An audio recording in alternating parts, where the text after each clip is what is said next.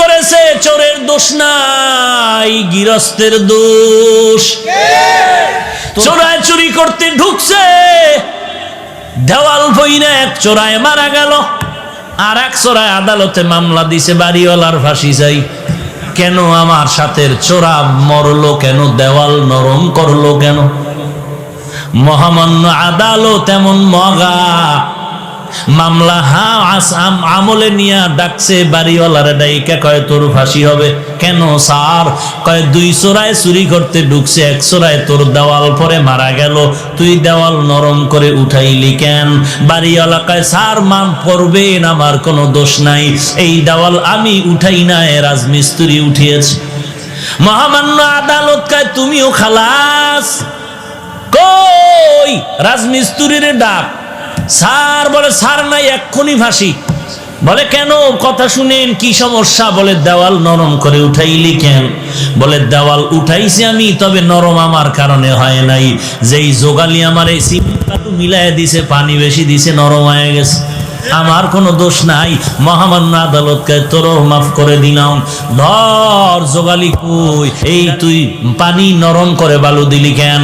বলে স্যার আমার কোনো দোষ নাই, আমি বালতি দিয়া বালুর মধ্যে পানি ঢালতেছিলাম, হঠাৎ করে একটা হাতি জোরে চিৎকার দিয়া দৌড় মারছে, এই ভয়ের ঠেলায় বালতির পানি বেশি বেড়ে গেছে, হাতিওয়ালার দোষ। বল তুইও মাফ। হাতিওয়ালারে ডাক, হাতিওয়ালা তুই এই অন্যায় করলি কেন? কয় স্যার আমার হাতি এমনিই চেতে না, এমনি গরম হয় না, এক বেডিয়ে এক মহিলা সুন্দরী রূপসী স্বর্ণের অলংকার লাগাইয়া ঝুম ঝুম করে আওয়াজ করতেছিল, হাতি দেখা গরম হয়ে গেছে। কয় তুমিও মাফ। মহিলার ঝুনঝুনালারে ডাক, মহিলা ডাকছে, এই ম্যাডাম তোমার ফাঁসি হবে। বলেন কি ম্যাডামের ফাঁসি হবে? বলে হ্যাঁ। কেন? বলে তোমার ঝুনঝুন আওয়াজে হাতি গরম হইছে, চোরায় মারা গেছে। বলে আমার ঝুনঝুন আওয়াজ তো আমি বানাই নাই, এই দোষ সব স্বর্ণকারের। এই আওয়াজ কেন আমার দোষ? বানাইছে কে? স্বর্ণকার। তুমিও খালাস। স্বর্ণকার লাব্বাইক। কেন অস্ত্র বানাইলি এইভাবে আওয়াজ দেনেওয়ালা? স্বর্ণকার এবার তো কোনো দেয়ালে পেট থেকে গেল, এখন আর কোনো জবাব নাই। স্যার কিছু করার নাই, বানাইছি তো বানাইছি। বলে এখন তোর ফাঁসি হবে। বলে কই এর ফাঁসি আমার গলায় আসলো কেন? কি এর ফাঁসি? বলে পরে ফাঁসির পরে জানা যাবে, এখন ফাঁসি হবে। কোনো কথা নাই। কপাল বড় খারাপ, ফাঁসির মঞ্চে যখন স্বর্ণকারের নেওয়া হলো, ফাঁসির মঞ্চে যখন দাঁড়ায় গেল, ফাঁসির মঞ্চে গিয়ে দেখে মারাত্মক সমস্যা, ফাঁসির রশির সাথে গলা মিলে না, রশির ফাঁকা বড়, গলা চিকন। এইবার বলে বাদশা নামদার কি করা যায়? কয় এর গলার সাথে রশি মিলে না, কয় এডারে বাদ দিয়া এই দেশে খুঁজা দেখ যার গলা মোটা, এডারে ঢুকা। এইবার জল্লাদ খুঁজো, দেশের মধ্যে কারে পাও গলা মোটা, এডার ফাঁসি দাও। খুঁজতে খুঁজতে খুঁজতে খুঁজতে একজন গলা মোটা পাইল, পীর সাহেবের খাদেম। এমন এক খাদেম পাইছে যে ফাঁসির রশির সাথে গলা খাপের খাপ, বাপরে বাপ মিলে গেছে। এমন মেলা মিলল। এইবার মরার আগে বলে কোনো দাবি আসেনি? এইবার খাদেম কয় হ্যাঁ আছে। কি দাবি? বলে আমার পীরের সাথে আমি একটা বেয়াদবি করেছিলাম, ওই বেয়াদবির জন্য ক্ষমা চাইব। কি বেয়াদবি করেছ? পীর আমাকে নিষেধ করেছিল এই দেশে যেন না থাকি। কেন নিষেধ করেছিল? আমরা যখন সফরে রওনা হলাম, এই দেশে আইসা দেখলাম ঘিয়ের দাম তেলের দাম সমান। তেলের দাম? আমি বললাম হযরত আমার শরীর হয় না, এত গোশত খাই, জনমের মতো খাই, এরপর শরীর বানে না। তেলের দাম ঘিয়ের দাম যেহেতু সমান, কম দামে ঘি খাইয়া মোটা হয়ে যাব। আমার পীর বারবার বলছে এই দেশের ঘি খেয়ে মোটা হইলে বিপদে পড়বি, কেন এত দামি ঘি, কেন কম দামে পাইলে খাবো না? পীর বলছিল সাবধান, যেই দেশে তেলের দাম ঘিয়ের দাম সমান, ওই দেশে কোনো ইনসাফ নাই। যেই দেশে নারী আর পুরুষের দাম সমান, ও দেশে ইনসাফ নাই। যেই দেশে শিক্ষিত শিক্ষিতের মান সমান, দেশে ইনসাফ নাই। পীরের কথা আমি মানি নাই। আমি পীরেরে বললাম হুজুর যত বয়ান দেন ঘি না খাইলে কলিজা ঠান্ডা হবে না। হুজুর আমাকে বলল টের পাবি সময় মতো। এখন তো টের পাবো পাবো ভাব। আমার পীরের একটু খোঁজ করে দেখাও। পীরেরে তালাশ করে আনা হলো। হযরত জি মেহেরবানি করে মাফ করে দেন, মুরব্বির কথা না মানলে এমন এমনই গজবে পড়া লাগে, এমন বিপদ আইছে, কোথার ফাঁসিয়া আমার গলায় লাগতেছে, কোথায় জানি কি গ্যাঞ্জাম লাগছে, এখন আমারে ফাঁসি দিচ্ছে, সরকার আমারে দাওয়াত দিছে ফাঁসির জন্য। এই বিপদ থেকে বাঁচার উপায় কি? বলে মুরব্বী মানবি জীবনভর? বলে হ্যাঁ মানবো। মুরব্বীর সাথে বেয়াদবি আর করবি নি? কয় জীবনও করবো না। কয় এইবারও বাঁচার বুদ্ধি দেই, মরণের জন্য তুই পাগল হয়ে যাবি, তুই বলবি আমাকে তাড়াতাড়ি ফাঁসি দাও, আমারে তাড়াতাড়ি ফাঁসি দাও, এই কথা তোর কথা বন্ধ করবি না, এরপরে যা হওয়ার হবে। এইবার জল্লাদ যখন ফাঁসির মঞ্চে নেয়, খাদেম কয় আমাকে দাও। পীর সাহেব বলে খবরদার, এই খাদেম রে দিবা না, ফাঁসি দিলে আমাকেই দাও। দুইজন আর কিলেকিলি লাগছে ফাঁসি হওয়ার জন্য। সবাই আশ্চর্য হয়ে গেল, এমন কাহিনী তো জমিনের মধ্যে আর হয় নাই। দোনোজন মানুষ মরার থেকে বাঁচার জন্য ফজরের আগে রাস্তায় দৌড়ায়, কথা ঠিক নেই? কিন্তু ফজরের নামাজ 4 রাকাত পড়তে মসজিদে ঢুকে কেমন কপাল পরা চিন্তা করতে পারেন? যে ডাক্তারের কথায় ফজরের সময় রাস্তায় দৌড়ায়, পাশে মসজিদে নামাজ চলে, 4 রাকাত নামাজে মসজিদে ঢুকে না। একটুখানি নেকের তরে রোজ হাসরের মাঠেতে বাবা গুরুবে ছেলের পিছে, ছেলে বাবার আগেতে। আহাতে মন কঠিন দিনেতে নামাজ তোমায় ভুলবে না, ঠিক মতো পড়িলে নামাজ জান্নাত তোমার ঠিকানা। ঘুমের চেয়ে নামাজ ভালো আর তুমি ঘুমাইও না, ঠিক মতো পড়িলে নামাজ জান্নাত তোমার ঠিকানা। আমার প্রাণের ভাই বোনেরা জলদি করে উঠে যাও, ওযু করে তাড়াতাড়ি নামাজ পড়তে লেগে যাও। আহা নবী বেনামাজির শাফাআত করিবেন না, ঠিক মতো পড়িলে নামাজ জান্নাত তোমার ঠিকানা। ঘুমের চেয়ে নামাজ ভালো আর তুমি ঘুমাইও না, ঠিক মতো পড়িলে নামাজ জান্নাত তোমার ঠিকানা। ঠিক মতো নামাজ বছরে কয়বার? বছরে বলে 5 বার। চিন্তা করছে যে তাও ঠিক নাই। কি ঘুমাইতেছেন আপনারা? ভাইরা আমার, এক হুজুর বলে কেউ জাহান্নামে যাবেন, কয়েকজন মুরব্বী হাত উঠে আল্লাহু আকবার। আপনারা কি জাহান্নামে যাবেন? বলে আমিও যাবো না, আমার আব্বাও যাবে না। তো হাত তুললেন কেন? বলে টুপিওয়ালারা যা বলে তো ভালোই বলে জানি। নামাজ কয়বার? হ্যাঁ, দৈনন্দিন কত ওয়াক্ত? 5 ওয়াক্ত নামাজ। না পড়লে তো আর সমস্যা নাই, আছে তো পড়েন না কেন? এই আশেকে রাসূল এখানে বসে আছেন, বয়ান শুনবেন, এমনও টাটকা আশেক বসে আছে, ফজরের নামাজও পড়েন নাই, জোহর পড়ে নাই, আসর পড়ে নাই, মাগরিব পড়েন নাই, এশা পড়েন নাই। সামনে ফজর পড়বেন কিনা আল্লাহ ভালো জানেন। মদিনার নবী বলেন, এর উম্মতের দল, কাফের আর মুসলমানের মধ্যে ব্যবধান, বেঈমানের গোষ্ঠী নামাজ পড়ে না, আর যারা মুমিন নবীর আশিকেরা একবারের নামাজও ছাড়ে না। মকুন সুস্তি নামাজে পাঞ্জে গানা, ফাওয়াইলুল লিল মুসাল্লিন আল্লাযিনা মুমিনারা ইনামাজে এমদাদে দা, ইস্তাঈনু আয়াতে কুরআবা, আয়াতে কদ আফলাহারা ইয়াদেকুন গৌরকুন্দ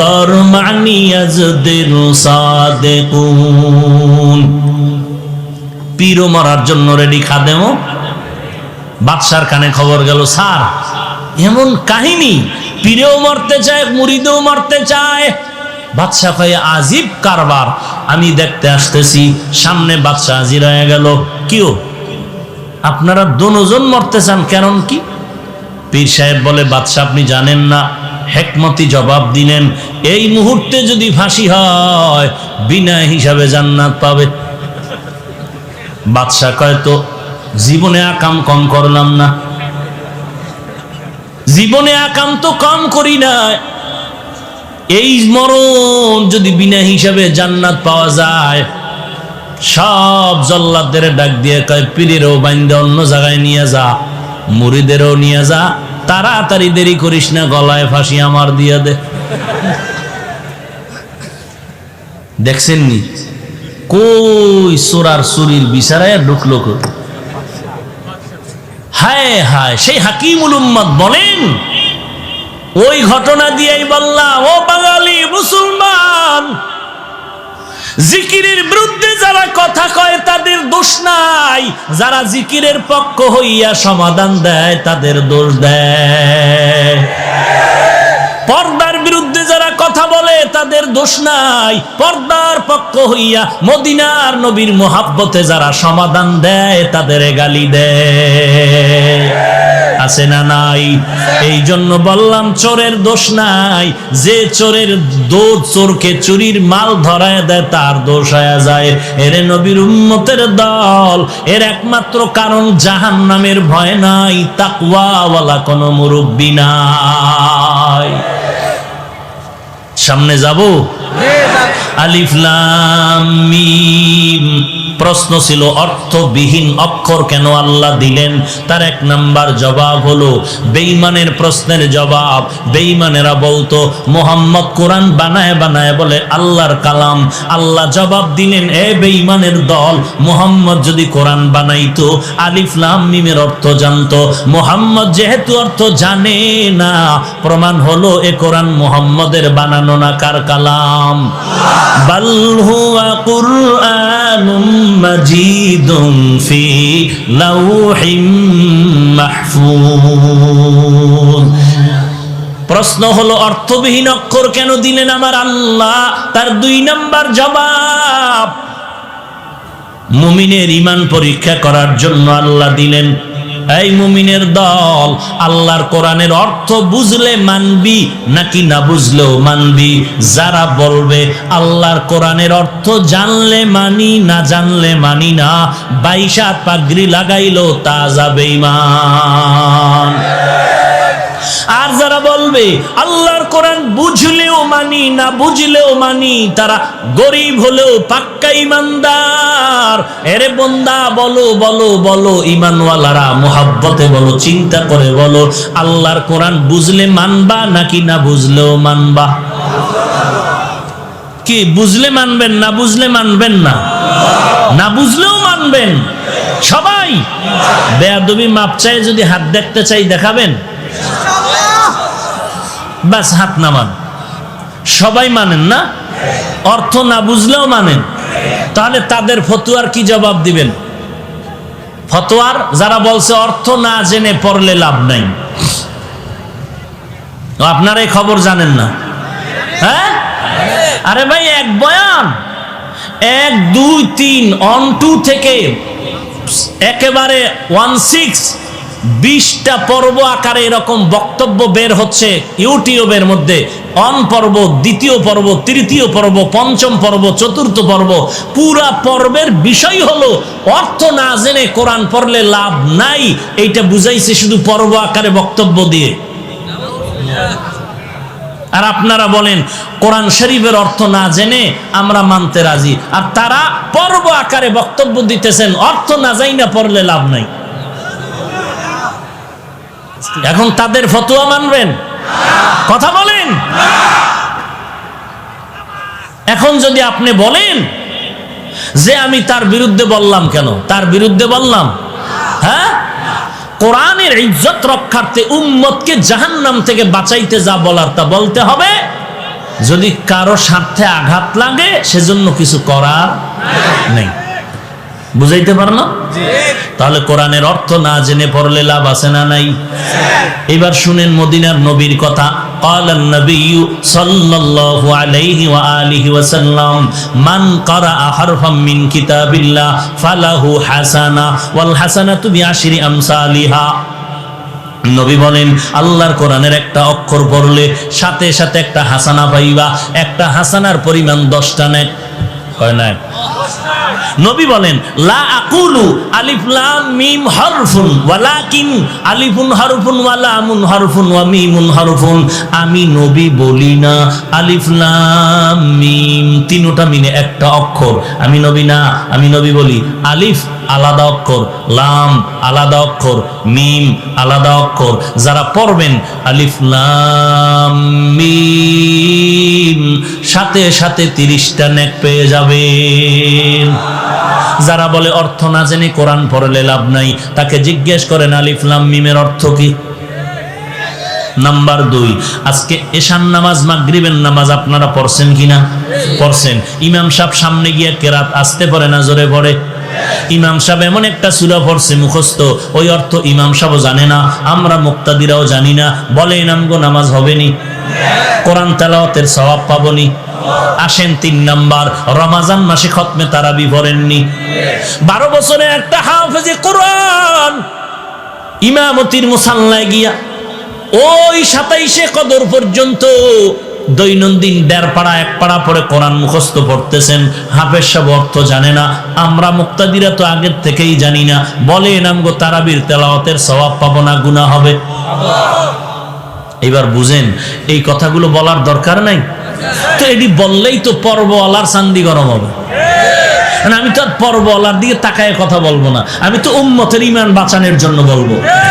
কথা ঠিক কিনা বলেন? এখন যদি বলেন হুজুর অমুকের পিছে লাগলেন কেন, ওরে উনি কোরআনের পিছে লাগলো কেন, এটা না আগে জিগাইবেন। আমি হুজুরের পিছে লাগছি, উনি কোরআনের পিছে লাগলো কেন, উনি সুন্নতের পিছে লাগলো কেন? এত দুনিয়ার বয়ান আছে, দুনিয়াতে কোরআন হাদিসের বয়ান, নামাজের বয়ান, পর্দার বয়ান, যাকাতের বয়ান সব বাদ দিয়া ওই উম্মতের মাঝে এমন বয়ান কেন করবে যেই বয়ানে উম্মতের আলেম ওলামারা, উম্মতেরা বিভ্রান্তে পড়ে যায়? ভাইরা আমার, কষ্ট হচ্ছে আপনাদের? লম্বা কথা, আর একটু সামনে আগাই। আমি যত তাড়াতাড়ি পারি গুছাই নিব। এই উঠবেন না কেউ, উঠলেই আমি হাত উঠাই ফেলবো। তখন কানলেও মোনাজাতের কান্দা হবে, বুঝেন নাই? তখন আর হাত নিচে নামবে না, কানলেও দোয়া হবে মোনাজাতের কান্দা। চলবে আর একটু? থাকবেন সবাই? কারা কারা থাকবেন না?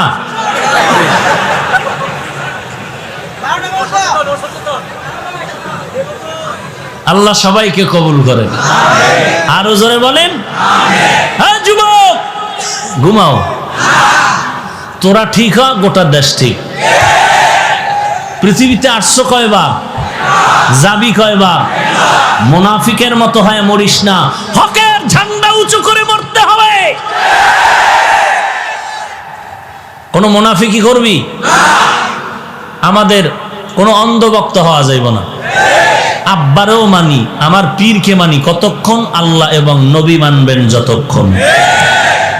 যদি দেখি আমার পীর, আমার আব্বা আল্লাহ মানে না, নবী মানে না, তাকেও মানা যাবে? মানা যাবে না কথার অর্থই না তারে গালি দিব, খবরদার। আল্লাহ আলিফ লাম মিম অর্থ না জেনে পড়লে লাভ আছে না নাই? এই কথা সবাই একমত? আল্লাহ আমল করার তৌফিক দান করেন। আল্লাহ অর্থহীন অক্ষর কেন দিলেন, তার 3 নাম্বার জবাব। 3 নাম্বার জবাব হলো অবশ্যই অর্থ আছে, লেখক জানেন, পাঠক জানে না।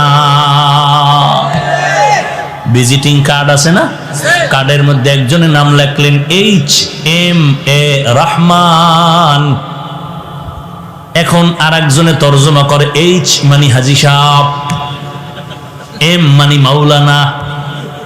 ভিজিটিং কার্ড ওয়ালা একা কিরে বলে তাফসীর করতেছি। মিয়া কি তাফসীর করো? বলে HMA রহমান, H এর তাফসীর করলাম হাজি সাহেব। কয় 13 বার ইস্তেগফার পড়। কারণ আমার 14 গোষ্ঠীর মধ্যে কেউ হাজ করার সুযোগ পায় না, আমি যাব বলে যাই নাই। চেষ্টা আছি সুদের টাকাটা পুরা পাইয়া যাবো। আছে না নাই? কি খুশির খবর, সুদের টাকা হজে যায় বদমাস। আছে না নাই? সুদ খাইয়া কি খুশি, কয় জানো এই বিল্ডিং আমার সুদের টাকায়। ও ভাইজান, তুমি সুদ খাইয়া কি পরিমাণ নিচে নেমেছ? তোমার আপন মায়ের সাথে তুমি জিনায় গুনার লিপ্ত আছো। নিজের আপন মায়ের সাথে জিনার গুনাহে লিপ্ত তুমি। একটা নেক আমল আল্লাহর কাছে গ্রহণ হবে না। ভাইরা আমার, এরপরে বলে তুই এম দ্বারা কি বুঝাইলি? বলে মাওলানা কয় জীবনে তো মাদ্রাসার বারান্দায় পাড়া দেই নাই, দয়নুস পর। বলে তাহলে তুমি এই চেম দিয়া কি বুঝাইলা? বলে এইচ দ্বারা আমার বংশ হাওলাদার, এম দ্বারা মুহাম্মদ, এ মানে আব্দুল রহমান তো স্পষ্ট। তাহলে এইচ এম এ অক্ষরগুলো দিলেন, অর্থ লেখক জানে, কে জানে না? আলিফ লাম মিম, আলিফ লাম র, এগুলোর অর্থ আছে, কে জানেন? আমার আল্লাহ, কোন মাখলুকত জানে না। টোটাল বয়ানের কি রেজাল্ট পাইলাম? আল্লাহ কোরআনে অর্থবিহীন অক্ষর দেন নাই, আল্লাহ পাক অর্থ সহ অক্ষর দিয়েছেন। তবে আল্লাহই তার অর্থ জানেন। আল্লাহু আ'লামু বিমুরাদিহি, আল্লাহ তার অর্থ জানেন, আর কেউ জানে না। 4 নাম্বার জবাব দিবনি, অর্থ নবীও জানে, অর্থ নবীও জানে, তবে উম্মতের জানায় নাই কেন? বলে এটা বন্ধুর সাথে বন্ধুর কথা বলার পাসওয়ার্ড, গোপন নাম্বার। এই পাসওয়ার্ড আসেনি রে যুবক? হ্যাঁ, কি সুন্দর লেখো না, H+S। বাথরুমে কি বিশাল একটা কাগজ পাইছে বাথরুম, আর লেখার কাগজ নাই, বাথরুমে গিয়ে লেখে H+S। হায় হায় হায়, এরে সন্তান, লেখার জন্য কলম বানাইছে, বাথরুমে লেখার জন্য না। বরং বাথরুমে যদি তুই লেখো ব্রেন কমে যাবে, খালি পায়ে গেলে ব্রেন কমে, খালি মাথায় বাথরুমে গেলে ব্রেন কমে যায়। পড়ালেখা মনে থাকে না, থাকবে কেমনে? আকাম তো কম করো না। ও যুবক ভাই, রাগ করবা না, পাও দুটো আগায় দিলে আমি পায়ে হাত রেখে বলবো, এই জমিনে আল্লাহর কসম 1 বার, আল্লাহর কসম 2 বার, আল্লাহর কসম 3 বার। ও যুবক ভাই, এই জমিনে তোমার মা তোমার বাবা এত আপন না, টুপিওয়ালারা তোমাদের যত আপন। তোর জীবনটারে নষ্ট করেছে তোর মা বাবা, আর যুবকের মাথায় টুপি উঠিয়েছে, দাড়িওয়ালা বানিয়েছে ওলামায়ে কেরাম। তোকে জাহান্নাম থেকে বাঁচাবার ফিকির নিয়ে পায়ে ধরে ধরে আলেম হক্কানি ওলামায়ে কেরাম বয়ান করতেছে জাহান্নাম থেকে বাঁচানোর জন্য। আর তোর জীবনকে চূড়ান্ত বিপন্ন করার পেছনে তোর মা বাবায় অপচেষ্টা করেছে, ঠিক মতো লেখাপড়ার খবর নেয়নি, হাতে মোবাইলের গজব তুলে দিয়েছে। তোর মায়ে জানে তুই লাইন করো কার সাথে, মায়ে জানিয়েও বাধা দেয় না। আবার অনেক মা ভয় পায়, দিলে কিনে জানি মাইর খাওয়ান লাগে, আছে না নাই? বাবায় জানতেছে তারপরও বাধা দেয় না। বাবায় জানে পার্কে ঘুরে, বাধা দেয় না। আর বাধা দিবে কসু। বাবায় কয় টাকা নে, টাকা নে। কেন আব্বু? আগামীকাল ভ্যালেন্টাইন্স ডে। কবে কবে কবে? কথা কয় না। কাইল কাইল কবে? 14ই ফেব্রুয়ারি বিশ্ব ভালোবাসা দিবস বনাম বেহায়া দিবস। তোরা একটা ভালোবাসা করবি না? আরে ভাই, দিনের ভালোবাসা কর, করবি? তাহলে 500 টাকা যদি ভাড়া লাগে যাবি ঢাকা। 14ই ফেব্রুয়ারি ঢাকা মাদ্রাসার মাহফিল, মোহাব্বতের নজরে দিল খুলে সবাইকে দাওয়াত দিলাম ঢাকা। যেই মাদ্রাসার খেদমত করি ওই মাদ্রাসার মাহফিলে সকলকে দাওয়াত। তোমরা জীবনভর নাপাক রাস্তায় ভালোবাসা করেছো, আগামী ফেব্রুয়ারি 14 তারিখ ভালোবাসা হবে আল্লাহর দ্বীনের ভালোবাসা। ইনশাআল্লাহ যাবেন? ভাই 200-300 টাকা খরচ হইব। এমনি তো আকামের ভালোবাসায় কি পরিমাণ খরচ করছো তুই নিজেও জানো না। তো আল্লাহর দ্বীনের ভালোবাসায় যদি ভাড়া লাগে 500 টাকা দিয়ে যাওয়া যাবে না? কি যাবে? ইনশাআল্লাহ। সকলকে দাওয়াত দিলাম, কবুল করলেন? কবে কবে? 14ই ফেব্রুয়ারি ইনশাআল্লাহ। ফজর পরে চলে যাবেন। এই বয়ানের পরে পোস্টার হ্যান্ডবিল আছে, নিয়ে যান, যাওয়ার সময় সব ঠিকানা এবং দাওয়াতি মেহমান কারা কারা লেখা আছে। ইনশাআল্লাহ যাবেন। আল্লাহ আপনি সবাইকে কবুল করেন। ভাইরা আমার,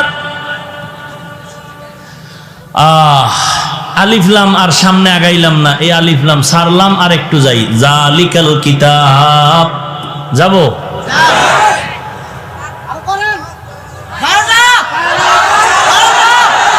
জালিকাল কিতাব, ভালো করে বুঝেন। কোন নিকটের জিনিস ইঙ্গিত করার জন্য আমরা বাংলায় বলি এই, কোন দূরের জিনিস ইঙ্গিত করার জন্য বলি ওই, বলি না? ওই মানে কি? কাছে না দূরে। আর এই মানে, এটার আরবি গ্রামার কি বলে? ওই মানে জালিকা, ওই কিতাব মানে জালিকাল কিতাব, আর এই কিতাব মানে হাদাল কিতাব। এখন বলেন, আল্লাহর কোরআন দূরে নাকি আমগো কাছে? বলেন না কেন? তাহলে হবে হাদাল কিতাব। আল্লাহ কেন বললেন জালিকাল কিতাব? প্রশ্ন বুঝলে জবাব বুঝবেন। প্রশ্ন বুঝলেন? কোরআন কাছে না দূরে? কাছে। কাছে, ঠোঁটের আগায় কোরআন, সিনার মধ্যে কোরআন, মাদ্রাসায় কোরআন। কথা বলেন? তাহলে হওয়া দরকার ছিল হাজাল কিতাব। কেন বললেন জালিকাল কিতাব? আমি শুধু এই কথাটার সমাধান দিয়ে মোনাজাতের দিকে যাওয়ার চেষ্টা করব ইনশাআল্লাহ। জালিকাল কিতাব কেন বললেন? প্রশ্ন। এর এক নাম্বার জবাব, জালিকাল কিতাব আয় হাদাল কিতাব। জালিকা দ্বারা হাজাই উদ্দেশ্য। কেন আল্লাহ বললেন? বলে এটা কোরআনের সাজানো একটি অলংকার। কারণ কোরআনের মতো এত সুন্দর কিতাব, ফাসাহাত, বালাগাত, অলংকার যুক্ত কিতাব আর জমিনে একটাও নাই। জালিকা দিয়ে আল্লাহ বুঝাইলেন হাজাল কিতাব, এই কিতাব। এগেল এক জবাব। জবাব নাম্বার 2, জালিকাল কিতাব মানে ওই কিতাব। আসলে কিতাব দূরে মানে কি? কোরআন শরীফ আমাদের কাছে, কোরআনের রিডিং এবারাত কাছে, কিন্তু কোরআনের ব্যাখ্যা তাফসীর আমাদের মেধা থেকে অনেক অনেক দূরে। ওদিকে ইঙ্গিত করার জন্য বলা হলো জালিকাল কিতাব। 3 নাম্বার জবাব, জালিকাল কিতাব মানে ওই কিতাব। ওই কই? বলে ওই আদম নবী থেকে ওই ঈসা রূহুল্লাহ পর্যন্ত যত কিতাব আল্লাহ তাদের দান করেছেন, ওই সমস্ত ইলমের সব কোরআনের মধ্যে জমা আছে। এই কিতাব মানে ওই ঈসা নবীর কিতাবের ইলমের কিতাব, ওই আদম নবীর ইলমের কিতাব এই কিতাব, ওই ইব্রাহিম নবীর ইলমের কিতাব এই কিতাব। জবাব নাম্বার 4, জালিকাল কিতাব মানে হলো ওই লাউহে মাহফুজের কিতাব। লাউহে মাহফুজ চিনেননি? এই যে আপনাদের সিলেট হবিগঞ্জের কাছে শিক্ষক ছাত্রকে বলে, এই ছাত্র বলো তুমি আসমান কাছে না হিমালয় পর্বত কাছে? ছাত্র কয়, স্যার আসমান অনেক কাছে, হিমালয় পর্বত দূরে। বলে কেমনে বললি? বলে আসমান দেখা যায়, হিমালয় পর্বত দেখা যায় না। এরে নবীর আশিক উম্মতের দল, লাউহে মাহফুজের কিতাব মানে ওই দূরের কিতাব। কোথায় সে লাউহে মাহফুজ? আমরা যেই জমিনটার মধ্যে বিচরণ করি, দর্শন বলে এর নাম পৃথিবী। উপরে তাকাইলে দেখি খালি খালি খালি, বিজ্ঞান আর দর্শন বলে মহাশূন্য।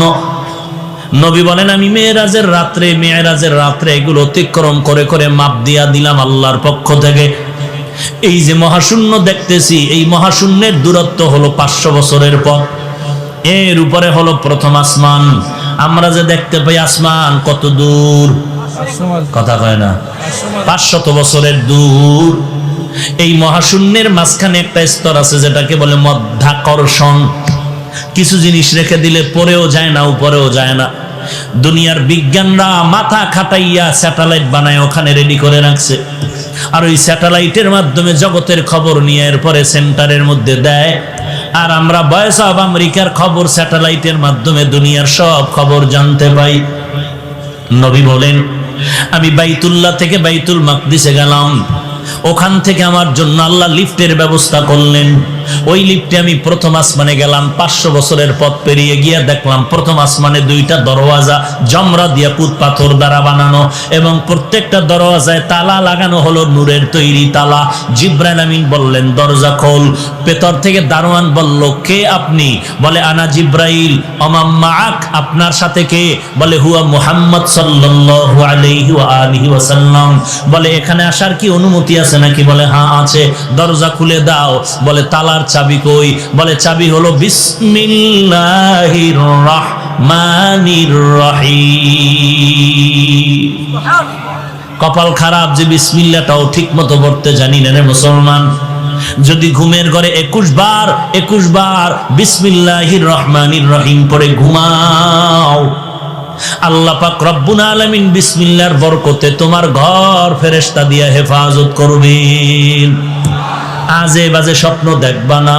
আর কপাল যদি খুলিয়া যায় 21 বার বিসমিল্লাহ পড়িয়া 13টা বিড়ি টানবা, দেখবা নবীর সাথে মোলাকাত হয়ে যাবে। বাংলাদেশে এত দামি দামি মজলিস হয়, সমাবেশ হয়, কোটি কোটি কোটি টাকা ব্যয় করে সমাবেশ,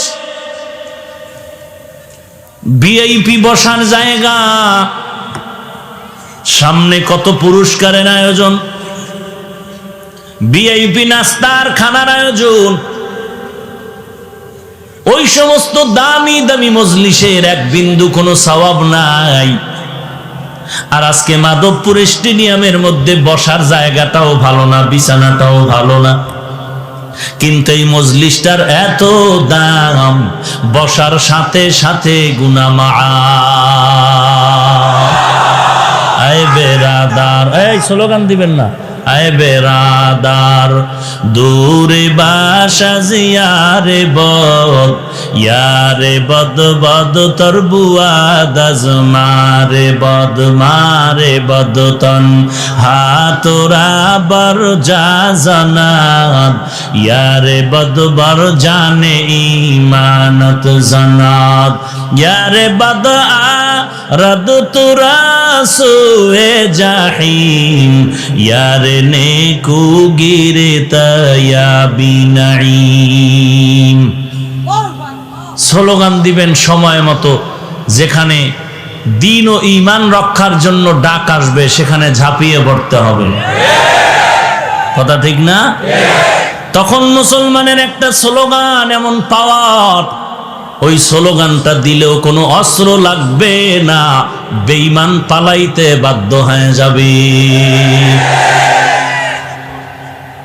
ভাইরা আমার, এমন একটা কিতাব আল্লাহ আমাদেরকে দান করেছেন যে কিতাবের মতো কোনো কিতাব নাই।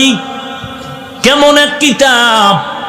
দুনিয়ার অন্য অন্য যত কিতাব দেখবেন ওই কিতাবের মধ্যে ভুলের কোনো শেষ নাই। আর আল্লাহ বলেন এমন কিতাব দিলাম যার মধ্যে ভুল পাবি দূরের কথা, ভুলের কোনো সন্দেহেরও অবকাশ নাই। এমন একটা কিতাব, এমন কিতাব যেই কিতাব পড়লেও সওয়াব, শুধু তাকাইয়া তাকাইয়া দেখলেও আমলনামায় সওয়াব। ই কালামে জিন্দা কুরআনে হাকিম, হিকমতে উলায়া জানাসতো কদিম, বখা কুরআ কালামুল্লাহ বসনো কদিমাস্তি কদিমাস্তি নইনো। আমরা কাউকে ভালোবাসবো কার জন্য? আমরা কাউকে খারাপ ভাববো কার জন্য? আল্লাহর জন্য। কাউকে খারাপ ভাবা মানি কি? মানি হইল আল্লাহ যাকে ভালোবাসে না আমি তাকে ভালোবাসি। আল্লাহ কাকে ভালোবাসে না? যে তাহাজ্জুদ পড়ে, যে লম্বা দাড়ি ভাগরিওয়ালা। হ্যাঁ, বুঝেন বুঝেন? তাহলে আমি একজনকে ভালোবাসবো কেন? আল্লাহ তাকে ভালোবাসে, এই জন্য ভালোবাসে। এরে নবীর আশিক উম্মতের দান এই জমিনের মধ্যে আল্লাহ পাক বললেন আমাকে মেনে চলো রে গোলাম। আল্লাহকে আমরা সবাই মানব, এবং যদি জবাব চাই সবাই বলবেন হ্যাঁ আমরা আল্লাহকে মেনে চলতেছি, চলবো। কিন্তু এই চাপার জোরে মানতেছি বললে হবে না। আল্লাহ মাপকাঠি দিছেন, ওই মাপকাঠির মাধ্যমে তুমি পরিচয় দাও। নবী জানায় দেন, সবাই বলবে আমি আল্লাহকে মানি, আমি আল্লাহকে মানি। হিন্দুরাও তো বলে আল্লাহকে মানি, বলে না? খ্রিস্টানেরাও বলে আমরা আল্লাহকে মানি, ইহুদিরাও বলে আল্লাহকে মানি। কারণ কিন্তু ওই আল্লাহর সাথে তারা শরীক বানায়।